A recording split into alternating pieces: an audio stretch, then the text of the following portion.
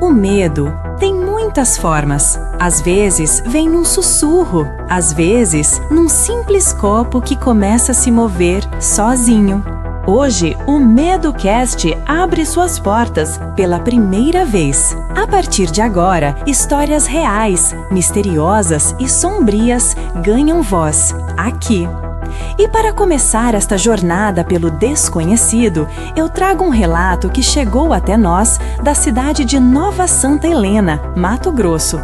Enviado por Renata, iniciais B. Santos. Este é o primeiro relato do canal. O Jogo do Copo, o relato de 2001. Eu sou Luna Moura e convido você a mergulhar comigo nessa história. A partir de agora, quem dá voz ao medo é Rodrigo Salles Voz.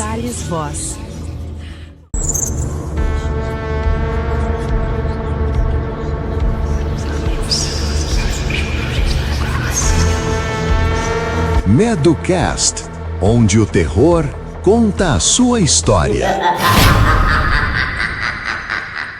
O Jogo do Copo, ano 2001. Era o ano de 2001, uma época diferente. Os celulares ainda eram raros e a internet um luxo distante. As noites eram mais silenciosas. E talvez por isso, as coisas do outro mundo parecessem ouvir melhor os nossos chamados. Na pequena cidade de Nova Santa Helena, Mato Grosso, 4 adolescentes se reuniram numa sexta-feira à noite, na casa de Renata. Ela tinha 17 anos, era curiosa, estudiosa e tinha uma leve fascinação pelo desconhecido. Com ela estavam Pedro, de 16 anos, o mais brincalhão do grupo, Maria Eduarda, de 18, a mais cética, e Sebastião, de 17, o mais reservado e misterioso. Diziam que ele sabia histórias estranhas demais para alguém tão novo. Eles estavam ali para terminar um trabalho de escola. O tema era simples, cultura popular e crenças antigas. Mas o destino já tinha outros planos para aquela noite. Durante a conversa, Sebastião comentou casualmente: "Vocês sabiam que dá para falar com espíritos usando um copo e um papel?" Renata olhou para ele meio surpresa. "Como assim, falar com espíritos?" E então Sebastião explicou o ritual. O Jogo do Copo.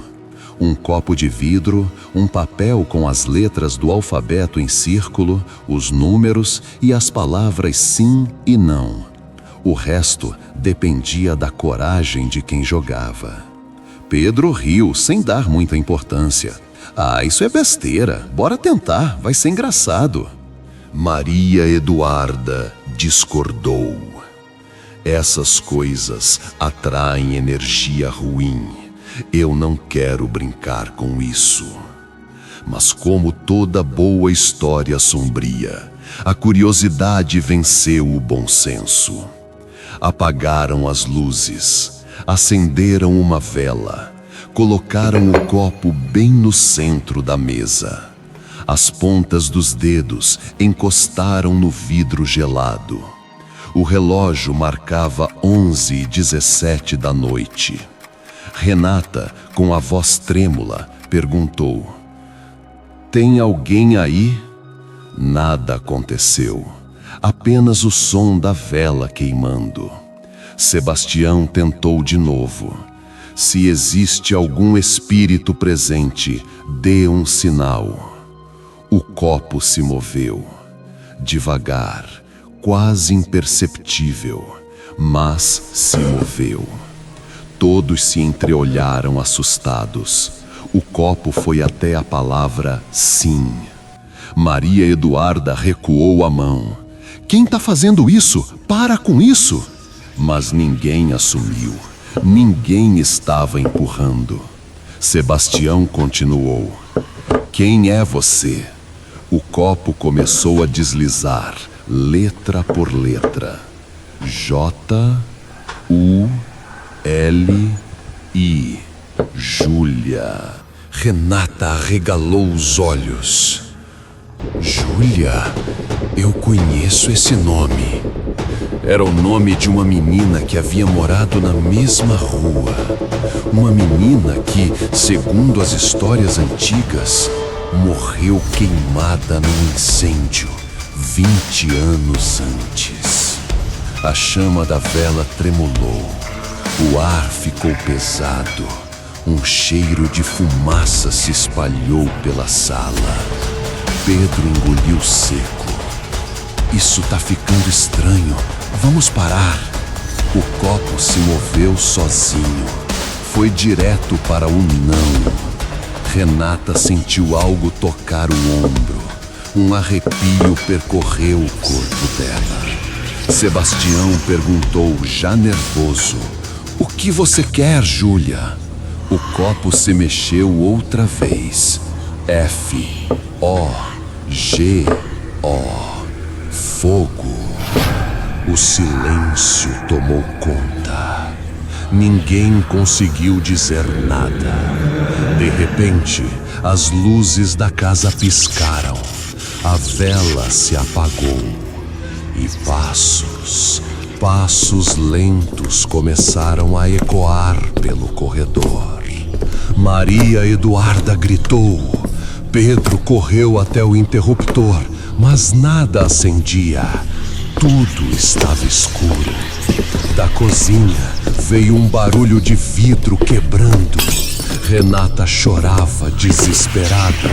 "Sebastião, faz parar! Pelo amor de Deus, faz parar!" Ele lembrou do que o amigo havia dito sobre o jogo. Nunca se deve sair sem pedir permissão. Com a voz trêmula, ele perguntou: "Júlia, podemos encerrar o jogo?" O copo ficou parado por alguns segundos. Depois se moveu lentamente. Foi até o não. Naquele instante, o rádio antigo da sala ligou sozinho. Um chiado, seguido de uma voz infantil sussurrando: "Vocês me chamaram." O copo estourou. A vela reacendeu, mas agora com uma chama azul. Sebastião desmaiou. O corpo dele tombou com um som seco, pesado, e o silêncio que se seguiu parecia engolir todo o ar da sala. Pedro, tomado pelo pânico, soltou um grito e saiu correndo porta afora, tropeçando nos degraus da varanda, desaparecendo na escuridão da noite.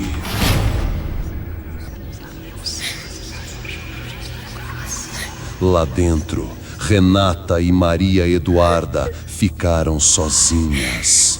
O copo, no meio da mesa, tremia, girando sozinho, como se algo invisível o empurrasse em círculos lentos.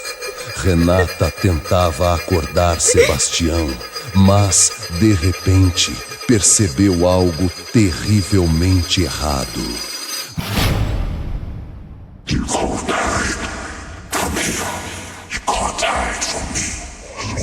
Maria Eduarda, sentada à frente dela, começou a respirar fundo, como se o ar lhe pesasse no peito. Seus olhos começaram a revirar. As pupilas sumiram e ficaram totalmente brancos, como um vidro embaçado. Renata recuou assustada. "Maria Eduarda, o que está acontecendo com você?" sussurrou ela, a voz trêmula. Mas o que veio em resposta não foi a voz da amiga.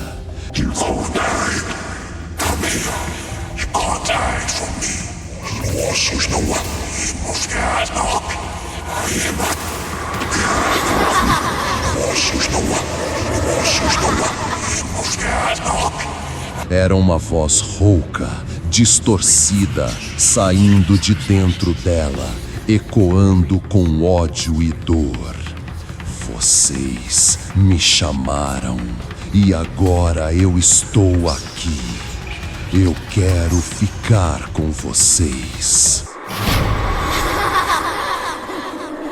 Renata começou a chorar, tremendo da cabeça aos pés. Não, por favor, me solta. Nós não queremos mais brincar. Deixa a gente em paz, pelo amor de Deus.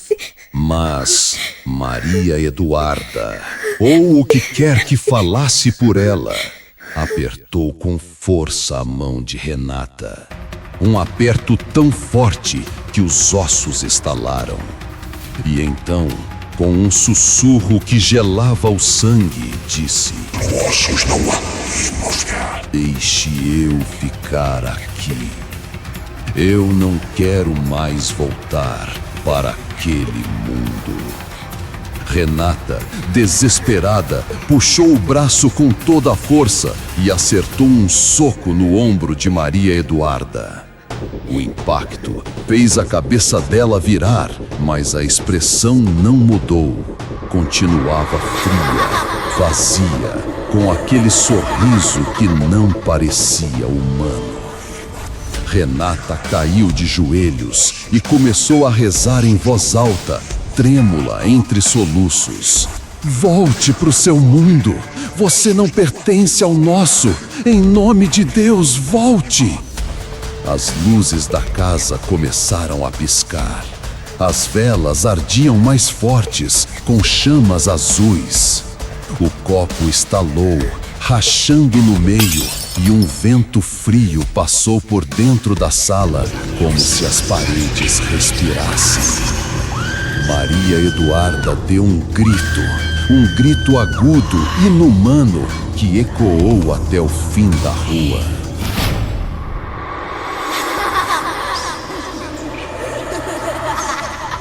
De repente, ela caiu no chão, inconsciente. Tudo ficou em silêncio. Sebastião ainda estava desmaiado. Pedro não voltava e Renata tremia, sentada no chão, sem coragem de mover um músculo. Naquela noite, nada mais foi dito, mas algo ficou ali. Algo que eles levariam pro resto da vida.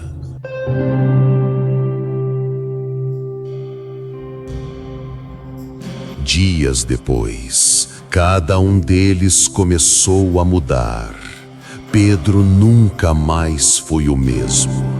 Ele dizia que via vultos, sombras que o seguiam até quando o sol estava alto.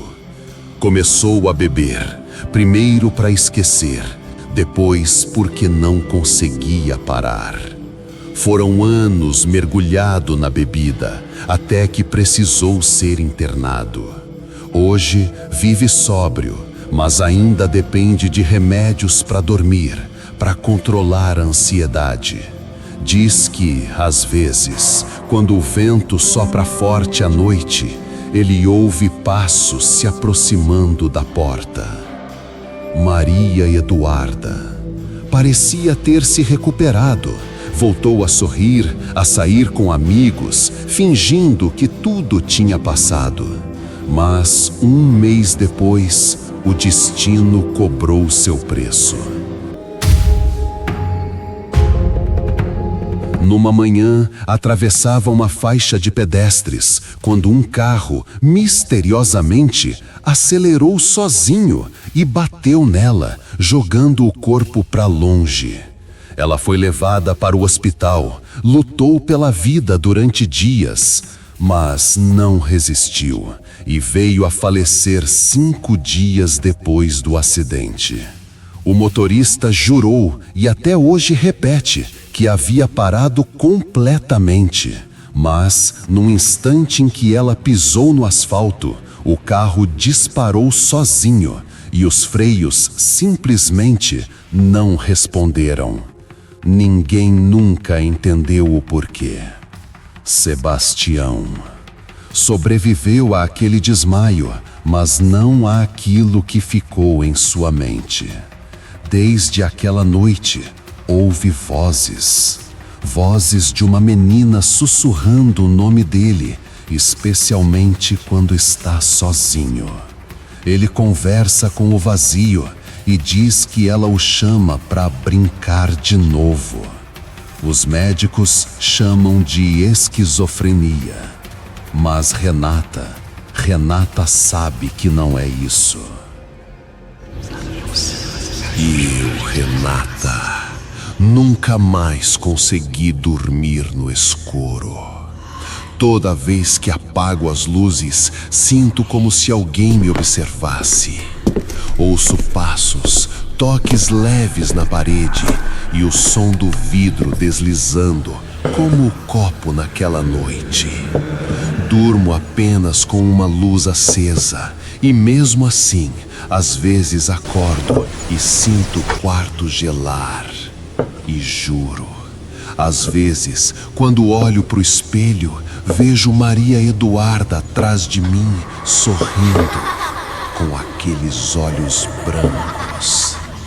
Eu sou Renata, iniciais B. Santos, 44 anos, casada, mãe de 3 filhos. Moro em Nova Santa Helena, Mato Grosso. E essa é a minha história para o MedoCast.